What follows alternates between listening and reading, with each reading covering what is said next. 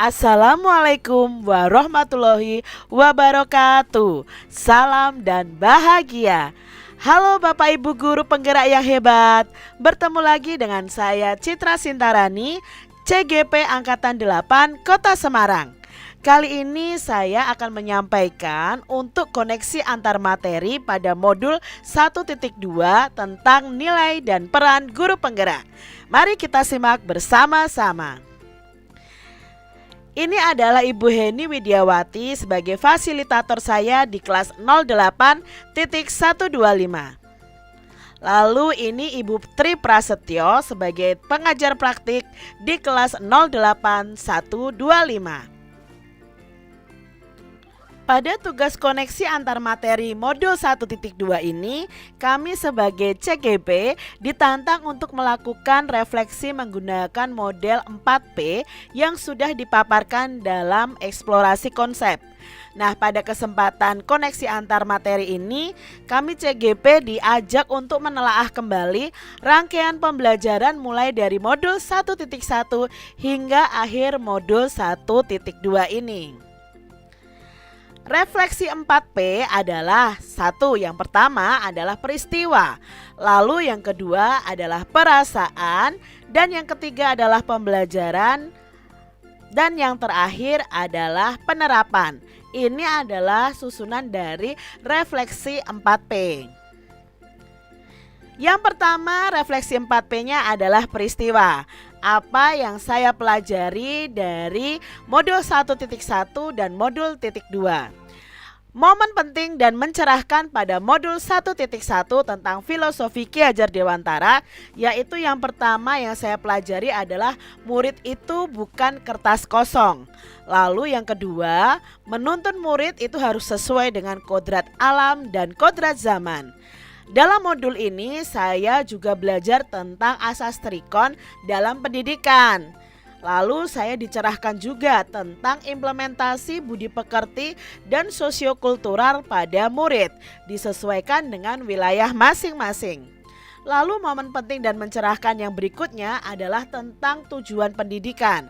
Tujuan pendidikan itu adalah membawa murid atau anak untuk mendapatkan keselamatan dan kebahagiaan setinggi-tingginya. Lalu di modul 1.1 ini saya juga belajar tentang trilogi pendidikan menurut Ki Hajar Dewantara, yaitu Ing Ngarso Song Tuladha, Ing Madya Mangun Karso, Tutwuri Handayani.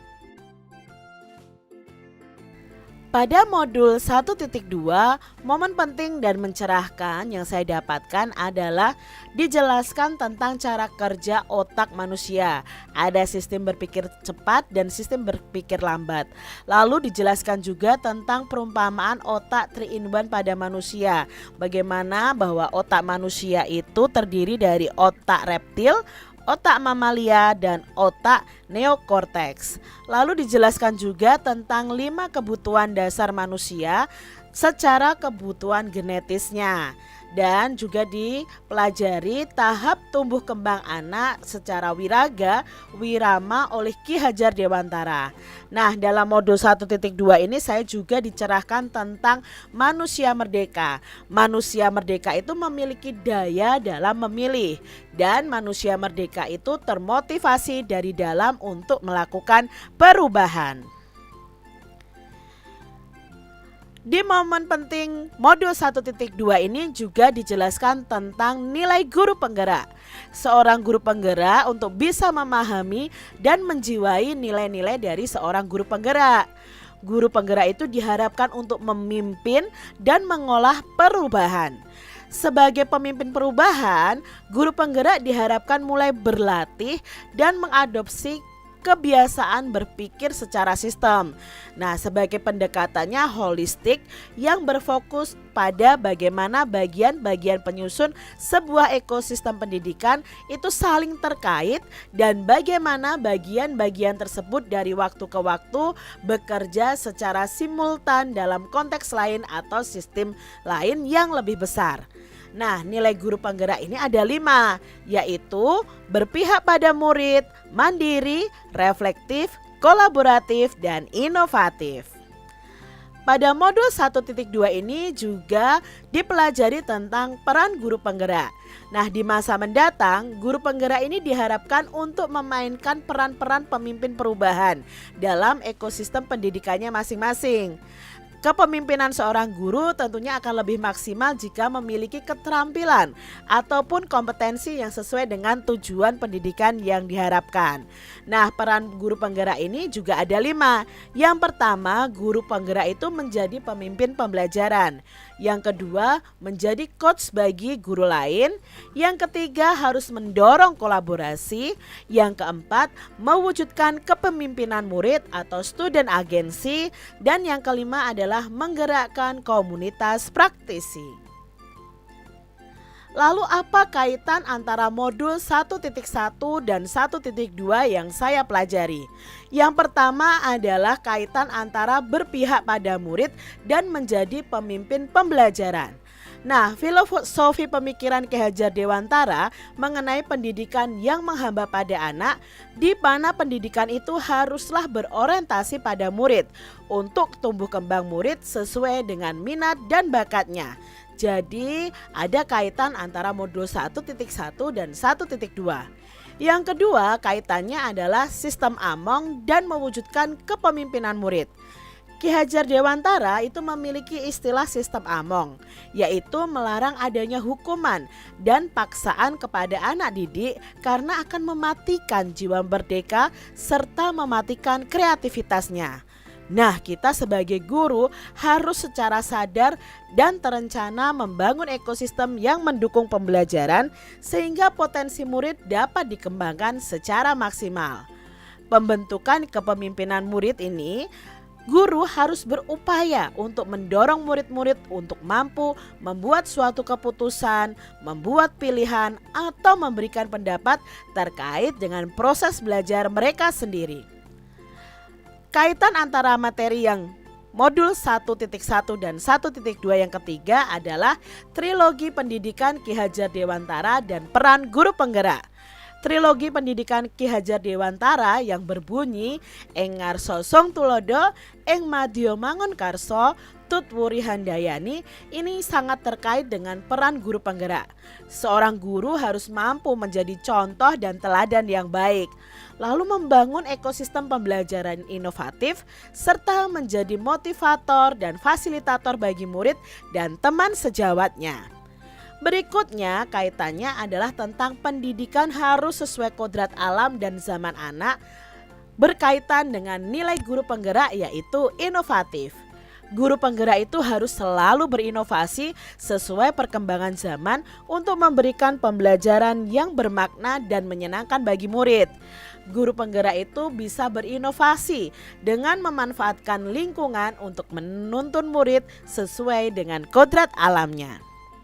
Lalu keterkaitan berikutnya yang saya temukan adalah tentang konsep merdeka belajar menurut Ki Hajar Dewantara dan profil pelajar Pancasila. Jadi menurut Ki Hajar Dewantara, mendidik dan mengajar itu adalah proses memanusiakan manusia, sehingga harus memerdekakan manusia dan segala aspek kehidupan baik secara fisik, mental, jasmani, dan rohani. Nah, guru penggerak ini juga harus berupaya supaya aktivitas belajar itu untuk mencapai standar profil pelajar Pancasila. Berikutnya keterkaitan antara agen perubahan dan peran guru penggerak. Guru penggerak itu harus menjadi agen perubahan. Nah, dengan mengimplementasikan peran guru penggerak yaitu memimpin pembelajaran, coach bagi guru lain, mendorong kolaborasi, mewujudkan kepemimpinan murid, dan menggerakkan komunitas praktisi. Refleksi yang berikutnya adalah tentang perasaan. Jadi di sini saat momen atau peristiwa tadi terjadi, saya itu bagaikan pelatih sirkus. Mengapa demikian? Nah, selama ini proses pembelajaran itu yang saya laksanakan tidak berpihak pada murid. Saya beranggapan bahwa murid itu hanya sebagai objek atau benda yang harus menuruti orang yang memegang dan memainkan benda itu. Saya itu beranggapan bahwa murid harus menuruti semua apa yang saya katakan, dan pembelajaran itu harus sesuai dengan apa yang saya mau. Seperti pelatih sirkus ini yang melakukannya kepada hewan-hewan sirkus yang harus menuruti segala perintahnya. Nah, saat momen itu terjadi juga, saya itu merasa bagaikan guru yang gagal. Mengapa demikian? Karena selama ini saya itu belum berusaha untuk mencapai tujuan pendidikan seperti yang disampaikan oleh Ki Hajar Dewantara, yaitu pendidikan itu harus memberi tuntunan terhadap segala kekuatan kodrat yang dimiliki anak agar ia mampu mencapai keselamatan dan kebahagiaan yang setinggi-tingginya, baik sebagai manusia maupun sebagai anggota masyarakat. Lalu saya merasa menjadi guru yang gagal karena belum bisa menjadi agen perubahan dalam pendidikan. Refleksi 4P yang ketiga adalah pembelajaran. Nah, sebelum mempelajari modul 1.1 dan 1.2, saya itu beranggapan bahwa pembelajaran yang saya lakukan itu belum berpihak pada murid dan belum sesuai dengan kodrat alam dan kodrat zaman. Lalu pembelajaran yang saya lakukan hanya mengutamakan hasil akademis saja dan bersifat kompetitif antar murid. Lalu saya juga menganggap bahwa refleksi setelah pembelajaran itu tidak penting. Yang keempat, guru itu sebagai satu-satunya sumber belajar murid. Jadi di sini ditekankan teacher center atau guru adalah sumber belajar. Yang kelima, murid itu harus tunduk dengan perintah guru dan saya jarang sekali melakukan kolaborasi di pembelajaran di kelas saya. Nah, sesudah mempelajari modul 1.1 dan 1.2 ini ada perubahan pemikiran dan akan saya lakukan dalam pembelajaran di kelas saya. Yang pertama, saya harus mampu menjadi pemimpin pembelajaran yang berpihak pada murid, menuntun murid memiliki budi pekerti sesuai kodrat alam dan kodrat zamannya. Lalu yang kedua, saya sebagai guru penggerak harus mampu membangun kolaborasi dan menjadi coach bagi guru lainnya. Selain itu, saya harus konsisten melakukan refleksi untuk selalu memperbaiki pembelajaran. Yang ketiga, saya harus mengimplementasikan pembelajaran yang aktif, kolaboratif, dan inovatif. Guru bukan sebagai sumber satu-satunya belajar, guru itu sebagai fasilitator. Lalu yang keempat, pembelajaran harus berpusat pada murid sesuai dengan gaya belajar mereka, bakat, dan minat mereka. Lalu pembelajaran itu harus mampu membentuk murid yang sesuai dengan profil pelajar Pancasila. Yang kelima, guru penggerak harus berubah menjadi agen perubahan pendidikan dan mampu berkolaborasi dengan semua pihak pemangku pendidikan, siap menghadapi segala perubahan sesuai perkembangan zaman. Refleksi 4P yang berikutnya adalah penerapan ke depan atau rencana yang akan saya lakukan.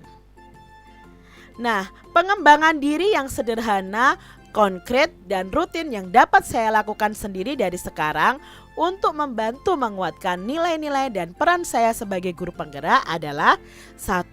Mulai menerapkan pembelajaran yang berpihak pada murid dan mengimplementasikan nilai-nilai guru penggerak. Yang kedua, aktif secara mandiri mengikuti pelatihan untuk selalu mengembangkan kompetensi diri. Yang ketiga, saya akan berkolaborasi dengan teman sejawat, wali murid, dan komunitas praktisi untuk meningkatkan kualitas pendidikan. Yang keempat, melakukan inovasi pembelajaran dan membangun pembelajaran yang mewujudkan profil pelajar Pancasila. Lalu rencana atau penerapan kedepannya yang kelima adalah saya ingin selalu konsisten melaksanakan refleksi pembelajaran untuk memperbaiki mutu pembelajaran di kelas saya. Demikian tadi hasil dari refleksi saya untuk koneksi antar materi pada modul 1.2 tentang nilai dan peran guru penggerak. Semoga ini bisa menjadikan motivasi, informasi bagi kita semuanya. Terima kasih sudah menyimak penjelasan saya dan wassalamualaikum warahmatullahi wabarakatuh. Salam dan bahagia.